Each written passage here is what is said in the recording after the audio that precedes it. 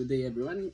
I-unbox lang natin yung unit ni Sir Ray Vincent of Davao City. Ang binili ni Sir is Tokyo Marui High Kappa Gold Match. So 5.1 din ito, same sa standard pero iba lang yung external niya. So may integrated rail, unlike doon sa standard na detachable rail. Ang tinutukoy ko is yung standard 5.1 Tokyo Marui High Kappa. So naka fiber optic front sight, then adjustable rear.